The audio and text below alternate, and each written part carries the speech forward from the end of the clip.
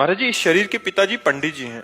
लोग बहुत प्रकार का दान भी करते हैं, धन का दान, अन्न का, कच्चा पक्का, सभी प्रकार का दान। महाराज जी, भजन का जो भी प्रयास बन पाता है आपकी कृपा से, वो तो सब खर्च ही हो जाता होगा। मन बहुत व्यतीत। बहुत तो इसे बच्चा बहुत खतरनाक खेल है। अब ब्राह्मण लोग तो करते ही हैं ब्राह्मणत्व का। ब्राह्मण का कार्य है अध्ययन करना, अध्यापन, यज्ञ करना, यज्ञ कराना, दान लेना, दान देना, ये सत्कर्म ब्राह्मण के हैं। पर ये जो पुरोहित कर्म है, इसमें अगर असावधानी की जाए तो ये पतन का कारण भी बन जाता है, क्योंकि ग्रहों, नक्षत्रों, सबका दान पुण्य होता है।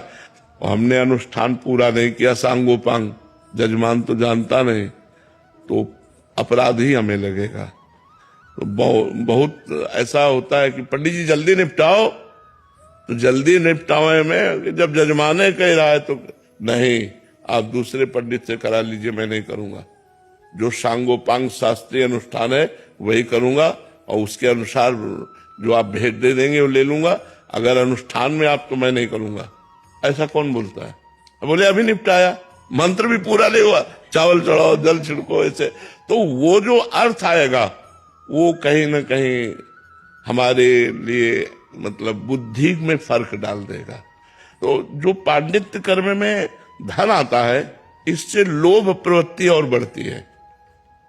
यदि हम उसका दशांश दान करें, जैसे 100 रुपया हमें किसी ने दान किया और 10 रुपया एक गोलक में डाल दिए, फिर 100 रुपया है तो 10 रुपया डाल, और जब वो 100 रुपया हुए तो किसी गौशाला में दे दिया, तो बात बन सकती है। ऐसा करना चाहिए, पर प्राय ऐसा नहीं करते।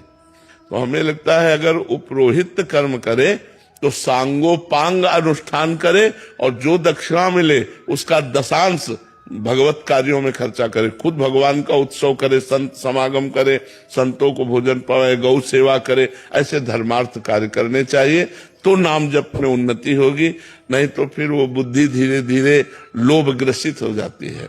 ऋषि मुनि सब अनुष्ठान कराते रहे हैं, और ये ब्रह्म ऋषियों का कार्य है करवाना, पर वो अनुष्ठान में चूक कर देते हैं कि जो अनुष्ठान जितना जैसे होना चाहिए सांगोपांग नहीं हुआ, हमने दक्षिणा ले ली, तो वो दक्षिणा हमारी बुद्धि को दूषित कर देगी। इसलिए बहुत संभल के। जैसे कच्चा अन्न भी आता है और धनराशि भी आती है, तो धनराशि तो चलो आपने बताया ही है, उसमें से हम कच्चा अन्न भी आता है, पक्का। हाँ, तो रोटी बनाओ, 5 रोटी निकालो, 1-2 रोटी छत में तोड़ के डाल दो कौवा के लिए, 1-2 रोटी गाय को खवा दो, 1-2 रोटी कुत्ते को खवा दो, हो गया।